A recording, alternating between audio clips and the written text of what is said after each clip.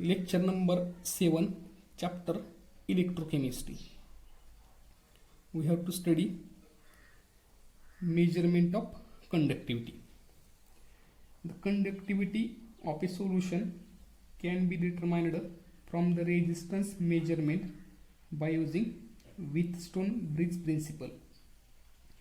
म्हणजे एखाद्या सोल्युशनची आपल्याला कंडक्टिव्हिटी कॅल्क्युलेट करायची असेल तर आपण कंडक्टिव्हिटी रेजिस्टन्सच्या सहाय्याने कॅल्क्युलेट करू शकतो.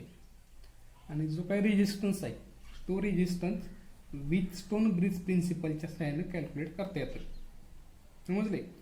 म्हणजे कंडक्टिव्हिटी के आपण रेजिस्टन्स आरच्या सहाय्याने कॅल्क्युलेट करू शकतो आणि रेजिस्टन्स जो आहे तो रेजिस्टन्स व्हीटस्टोन ब्रिज प्रिन्सिपलच्या सहाय्याने कॅल्क्युलेट करता येतोय. हे जे प्रिन्सिपल आहे ते तुम्हाला 12वीला फिजिक्समध्ये आहे. Next, conductivity cell. This is the diagram of conductivity cell. Conductivity cell consist of glass tube. This is the glass tube. Conductivity cell consist of glass tube with two platinum plates coated with thin layer of finely divided platinum black. म्हणजे conductivity sale म्हणजे काय असणार आहे तर त्याच्यामध्ये एक थोडक्यात ही glass tube आहे. ही दिसते ती काय ग्लास ट्यूब आहे आणि त्या ग्लास ट्यूबमध्ये काय आहेत दोन इलेक्ट्रोड आहेत. हे जे दोन इलेक्ट्रोड आहेत ते कशाचे आहेत प्लॅटिनमचे आहेत आणि त्या प्लॅटिनमच्या इलेक्ट्रोडवरती प्लॅटिनम ब्लॅकची काय केले कोटिंग किंवा कव्हरिंग केलेले. समजलंय? आणि प्लॅटिनम ब्लॅकची कव्हरिंग कशी केलेली ते नेक्स्ट पॉईंटमध्ये सांगितले. This is achieved by electrolysis solution of chloroplatinic acid. म्हणजे ह्या प्लॅटिनम इलेक्ट्रोडवरती प्लॅटिनम ब्लॅकची कव्हरिंग करण्यासाठी क्लोरोप्लॅटिनिक ॲसिडचं काय केलंय इलेक्ट्रोलिसिस केलंय. म्हणजे क्लोरोप्लॅटिनिक ॲसिडच्या इलेक्ट्रोलिसिसनं आपण प्लॅटिनम रॉडवरती किंवा इलेक्ट्रोडवरती त्याची कव्हरिंग करू शकतो platinum ब्लॅकची.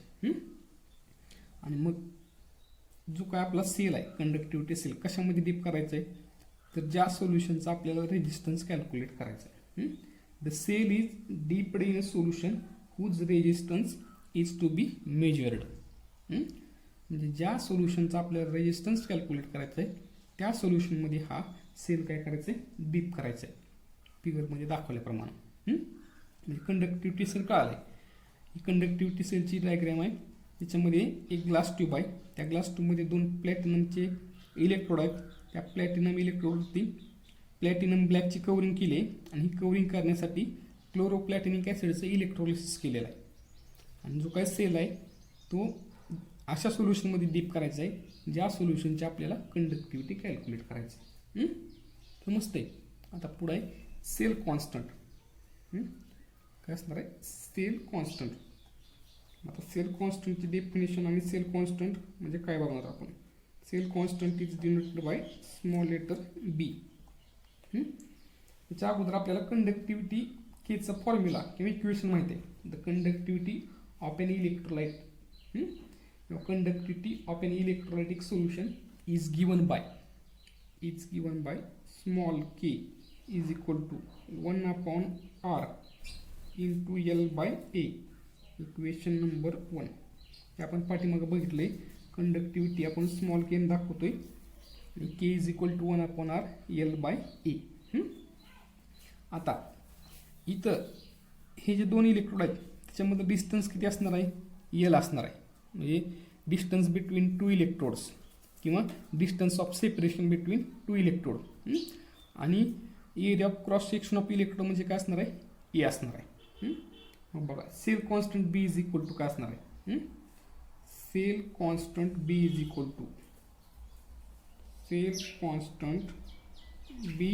Equal to L by A आहे. याच्यावरून आपल्याला डेफिनेशन सांगू शकतो. एल म्हणजे आपण माहिती सांगितलेलं आहे डिस्टन्स बिटवीन टू इलेक्ट्रोड आणि ए म्हणजे area of cross section of electrode. The cell constant is defined as it is the ratio of separation between two electrode किंवा distance between two electrode. cell constant is defined as it is the ratio of separation between two electrodes divided by area of cross section of electrode is called as cell constant. त्याच्यामुळे cell constant B is equal to काय असणार आहे L by ए. हे काय असेल equation number काय असेल 2 असेल. आता S I unit of cell कॉन्स्टंटचं एस आय युनिट आपण ह्याच्यावरून कॅल्क्युलेट करू शकतो. बरोबर आहे. लेन्थचं युनिट काय असणार आहे मीटर आणि एरियाचं मीटर स्क्वेअर. बरोबर आहे का. लेन्थचं मीटर ह्याचं मीटर स्क्वेअर. त्याच्यामुळे युनिट काय येणार आहे S I unit is per metre. समजते. S I unit is per metre. आणि कन्व्हिनियंट युनिट किंवा अदर युनिट आणि कन्व्हिनियंट युनिट और other unit is per centimetre. S I unit per metre आहे बरं का. आणि कन्व्हिनियंट किंवा दुसरं युनिट काय पर सेंटीमीटर आहे. आता इक्वेशन 1 आणि 2 वरून आपण इक्वेशन लिहू शकतो किंवा ह्याची जी व्हॅल्यू आहे B is equal to L by equation 1 मध्ये पुटअप करायचं. तर इक्वेशन 1 काय येणार आहे तर small K is equal to L by च्या जो काय येणार आहे B. Small K is equal to काय येणार आहे B upon R. Small K is equal to B upon R. Equation number काय असेल ही 3 असेल. This is equation number 3. इथपर्यंत आपण conductivity K is equal to काय आलं बी अपॉन आर. आता next determination of conductivity consist of 3 steps. Determination of conductivity consist of 3 steps. म्हणजे आपल्याला कंडक्टिव्हिटी कॅल्क्युलेट करायची असेल तर त्याच्यामध्ये 3 स्टेप आहेत. त्या 3 स्टेप कोणकोणत्या आहेत तर पहिली डिटर्मिनेशन ऑफ सेल कॉन्स्टंट. हे फक्त आता आपण काय काय होता पार्ट त्याच्यामध्ये बघितले. सेल कॉन्स्टंट म्हणजे काय किंवा कंडक्टिव्हिटी सेल म्हणजे काय हे बघितले. आता ॲक्च्युअलमध्ये आपल्याला कंडक्टिव्हिटी कशी कॅल्क्युलेट करायची ते बघायचं. त्याच्यामध्ये मग किती स्टेप आहेत त्याच्या 3 स्टेप आहेत. पहिली स्टेप काय determination of cell constant. First step determination of cell constant. आणि हे कुणाची स्टेप बघतोय आपण कशाचं बघतोय तर कंडक्टिव्हिटी कॅल्क्युलेट करण्यासाठी त्या काही 3 स्टेप आहेत त्या 3 स्टेप बघतोय. फर्स्ट आहे डिटर्मिनेशन ऑफ सेल कॉन्स्टंट. त्याच्यामध्ये सिंपल आहे बघा. The cell constant is determined. The cell constant is determined by using solutions. KCl solution वापरायचे. ते केसीएल सोल्युशन किती घ्यायचे 1 मोलार किंवा 0.1 मोलार किंवा 0.001 मोलार. हे केसीएल सोल्युशन घ्यायचे बरं का आपल्याला. कंडक्टिव्हिटी के डिटर्मिन करण्यासाठी आपल्याला सोल्युशन कोणते घ्यायचे केसीएलचे 1 मोलार 0.1 मोलार आणि 0.001 molar. The cell constant is determined using the 1 molar, 0.1 molar or 0.001 molar KCl solution. The conductivity of KCl solution is known. Conductivity of KCl solution is known. KCl solution ची conductivity आपल्याला known असणार आहे. ह्या concentration जे बघा is known at various temperature. Different टेम्परेचरला ह्या कॉन्सन्ट्रेशनसाठी आपल्याला कंडक्टिव्हिटी नोन असणार आहे. The resistance of KCl solution is measured by using Wheatstone bridge principle. म्हणजे आपल्याला आर कॅल्क्युलेट करायचं आहे. तर आर कसा कॅल्क्युलेट करायचा आहे तर विथस्टोन ब्रिज प्रिन्सिपलच्या साहाय्याने काय करायचं आहे आर कॅल्क्युलेट. आर म्हणजे रेजिस्टन्स कॅल्क्युलेट करायचं. मग त्यासाठी आपल्याला ते प्रिन्सिपल बघितलं पाहिजे. तर प्रिन्सिपल पुढे बघूया आपण काय ते. तर प्रिन्सिपलसाठी आपल्याला डायग्राम दिलेली आहे बरं का. तर अशी डायग्राम आहे बघा. याच्यामध्ये विथस्टोन ब्रिज प्रिन्सिपल कसं आहे त्याच्याबद्दल सांगितलेलं आहे. तर ही तर मग अशी जो बघितलं होतं का आपण कंडक्टिव्हिटी सेल. या बाजूला कंडक्टिव्हिटी सेल आहे. आता ह्याच्यामध्ये कन्स्ट्रक्शन वगैरे काय दिलंय ते कन्स्ट्रक्शन कसं आहे ते आपण बघूया. तर ह्याच्यामध्ये ए बी हे दिसतंय का. ए बी काय युनिफॉर्म वायर आहे. A B is the uniform wire. A पासून बी पर्यंत काय एक वायर आहे. R X is the variable known resistance. म्हणजे आर एक्स हा व्हेरिएबल नोन रेजिस्टन्स आहे. या तो रेजिस्टन्स आपल्याला माहीत आहे. R X is the variable known resistance placed in one arm of the Wheatstone bridge. म्हणजे आर एक्स जो आहे तो रेजिस्टन्स वीजस्टोन ब्रिजच्या एका बाजूला ठेवलेला आहे. कळतंय. त्याच्यानंतर the conductivity cell containing KCl solution. हा कंडक्टिव्हिटी सेल आहे आणि त्याच्यामध्ये काय केसीएल सोल्युशन आहे. The conductivity cell containing KCl solution of unknown resistance is placed in other arm of the Wheatstone bridge. बरोबर आहे का. म्हणजे जो काय आपल्याला कंडक्टिव्हिटी सेल आहे ज्याच्यामध्ये केसीएल सोल्युशन आहे आणि त्या केसीएल सोल्युशनचा रेजिस्टन्स आपल्याला माहीत नाही. म्हणजे अननोन रेजिस्टन्सचं सोल्युशन आपण एका बाजूला ठेवलेलं आहे. बरं ते एकदा बोलतोय मी. आर एक्स हा व्हेरिएबल रेजिस्टन्स आहे तो आपल्याला माहीत आहे. तो वीजस्टोन ब्रिजच्या एका बाजूला आहे आणि कंडक्टिव्हिटी सेल ज्याच्यामध्ये केसीएल सोल्युशन आहे आणि त्या केसीएल सोल्युशनचा रेजिस्टन्स आपल्याला माहीत नाही. तो कंडक्टिव्हिटी सेल त्या वीजस्टोन ब्रिजच्या दुसऱ्या बाजूला ठेवलेला आहे. कळते. त्याच्यानंतर D is the current detector. D म्हणजे काय करंट डिटेक्टर आहे. त्याला आपण गॅल्व्हनोमीटर म्हणू शकतो. D is the current detector. F is the sliding contact. F म्हणजे हा स्लायडिंग कॉन्टॅक्ट आहे तो आपण मूव्ह करतोय. F is the sliding contact that moves along the wire A B. F हा स्लायडिंग कॉन्टॅक्ट आहे तो आपण वायर ए बी वरती मूव्ह करतोय. AC AC AC represent the source of alternating current. AC हा अल्टरनेटिंग करंटचा काय सोर्स आहे. मग आता स्लायडिंग कॉन्टॅक्ट आपल्याला मूव्ह करायचं आहे. कुठपर्यंत मूव्ह करायचं आहे जोपर्यंत डिप्लेक्शन नल डिप्लेक्शन दाखवत नाही तोपर्यंत. मग इथं काय सांगितलं the sliding contact F is moved along wire A B. Sliding contact F ह्या वायरवरती काय करायचं आहे मूव्ह करायचं आहे. कुठपर्यंत अंटील नो करंट फ्लोज. म्हणजे जोपर्यंत हा डिटेक्टर करंट दाखवणार नाही किंवा ज्या पॉईंटला करंट दाखवणार नाही तिथपर्यंत आपल्याला ते मूव्ह करायचं आहे. कळतंय. म्हणजे नंतर असं एक पॉईंट येईल ज्या पॉईंटला डिटेक्टर करंट दाखवणार नाही तो पॉईंट म्हणजे काय असेल नल पॉईंट. समजते का. म्हणजे नल पॉईंट येईपर्यंत आपल्याला हे स्लायडिंग कॉन्टॅक्ट मूव्ह करायचं आहे. नल पॉईंट म्हणजे डिटेक्टर डिप्लेक्शन दाखवणार नाही किंवा डिटेक्टर करंट दाखवणार नाही. जोपर्यंत डिटेक्टर नल पॉईंट किंवा झिरो करंट दाखवत नाही तोपर्यंत हा एफ हा स्लायडिंग कॉन्टॅक्ट काय करायचं मूव्ह करायचं आहे. समजते. The sliding contact F is moved along wire A B until no current flows. The detector D shows no deflection. Detector D काय डिप्लेक्शन दाखवणार नाही. Null point is obtained at C. Null point आपल्याला ह्या C पॉईंटला दिसतोय. Null पॉईंटमध्ये डिटेक्टरमध्ये deflection दिसत नाही. करंट काय असेल झिरो असेल. कळतंय. हे अशा प्रकारचं थोडक्यात कन्स्ट्रक्शन आणि वर्किंग आहे. आता according to Wheatstone bridge principal. तर प्रिन्सिपलनुसार काय असणार आहे रेजिस्टन्स ऑफ सोल्युशन. आपण पुढं सांगूया आता त्याच्यानुसार काय येते बाजूला ठेवूया.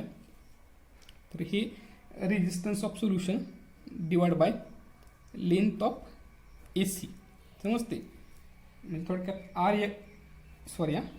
आर एक्स नाही हा सोल्युशनचा रेजिस्टन्स मी तर लिहितो according to Wheatstone bridge principle. Resistance of solution divided by length A C divide by length A C. म्हणजे इथून इथपर्यंत डिस्टन्स म्हणजे A C is equal to काय असणार आहे आर एक्स म्हणजे नॉन व्हेरिएबल रेजिस्टन्स आहे. R X divide by length B C. R X divide by length B C. समजते. हे वीजस्टोन ब्रिज प्रिन्सिपलनुसार आपण असं लिहू शकतो बरं का. Resistance of solution divide by length A C is equal to R X divide by length B C. आता cross multiplication केल्यानंतर आर सोल्युशन काय येणार आहे hence therefore resistance of solution is equal to. तर ते कसं गुणाकार करणार आहे length A C into R X divide by length B C. Length A C direct मी डिवाइड करतो अगोदर लेंथ बी सी इंटू काय येणार आहे व्हेरिएबल रेजिस्टन्स आर एक्स. कळतंय समजले. आता बघा मग आता रेजिस्टन्स ऑफ सोल्युशन कसा कॅल्क्युलेट करायचा आहे. तर आपण इथं ही लेंथ कॅल्क्युलेट करू शकतो ना. लेंथ ए सी असेल किंवा लेंथ बी सी असेल ही लेंथ कॅल्क्युलेट करू शकतो. ते मेजर करायचे आहेत. लेंथ ए सी आणि बी सी मेजर करायचे आहेत. त्याच्यानंतर आपल्याला आर एक्स तर माहीतच आहे. लेंथ ए सी आणि बी सी मेजर केली आर एक्स तर नोनच आहे आणि त्या व्हॅल्यू पुटअप केल्यानंतर आपल्याला काय येणार आहे रेजिस्टन्स ऑफ सोल्युशन. काय म्हणलंय by measuring length A C length B C and knowing the R X and knowing the R S the resistance of KCL solution can be calculated. समजले. मी मग अशीच बोललोय आपण लेंथ ए सी मोजू शकतो लेंथ बी सी पण मोजू शकतो आणि आर एक्स तर आपल्याला गिवनच आहे. त्याच्यामुळे ह्या व्हॅल्यू पुटअप केल्यानंतर आपल्याला KCL सोल्युशनचा रेजिस्टन्स कॅल्क्युलेट करता येते. त्याच्यामुळे R solution is equal to काय असणार आहे length A C divide by length B C into काय असेल आर एक्स. कळालंय. म्हणजे आर सोल्युशन म्हणजे थोडक्यात रेजिस्टन्स आपण प्रिन्सिपलच्या साह्यानं काढला. आता सेल कॉन्स्टंट कसा काढायचा तर आपल्याला माहिती आहे सेल कॉन्स्टंट कॅल्क्युलेट केला होता आपण किंवा के इज इक्वल टू आपण लिहिलं होतं पाठीमाग इक्वेशनमध्ये इक्वेशन नंबर 3 मध्ये लिहिलं होतं. बघा काय लिहिलं होतं K is equal to B upon R. हे इक्वेशनचा उपयोग करू शकतो आपण. K is equal to B upon R हे इक्वेशनचा उपयोग करू शकतो.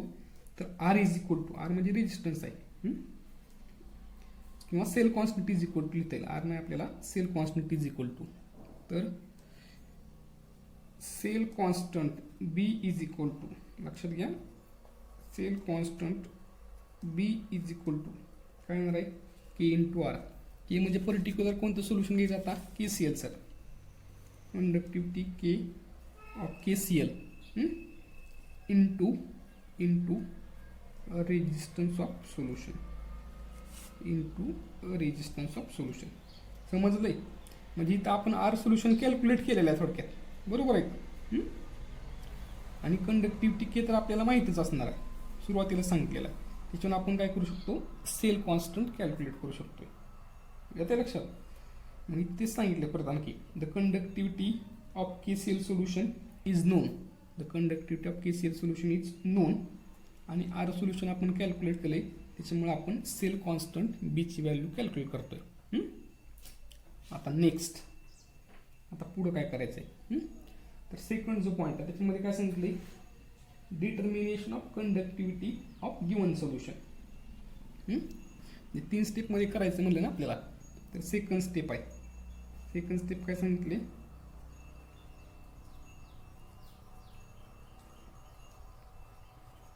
Determination of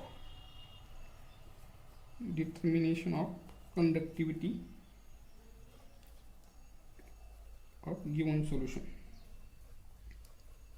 determination of conductivity of given solution. तर आता इथं महत्त्वाचं पार्ट आहे बरं का. KCL solution in the conductivity cell in step first is replace by given solution. म्हणजे इथं हे जे सोल्युशन होतं सुरुवातीला आपण ज्याचा सेल कॉन्स्टंट कॅल्क्युलेट करून घेतला आहे त्या सोल्युशनच्या सहाय्यानं त्याचा म्हणण्यापेक्षा सोल्युशनच्या सहाय्याने सेल कॉन्स्टंट काढलेला आहे. ते सोल्युशन काय करायचं आहे रिप्लेस करायचं आहे.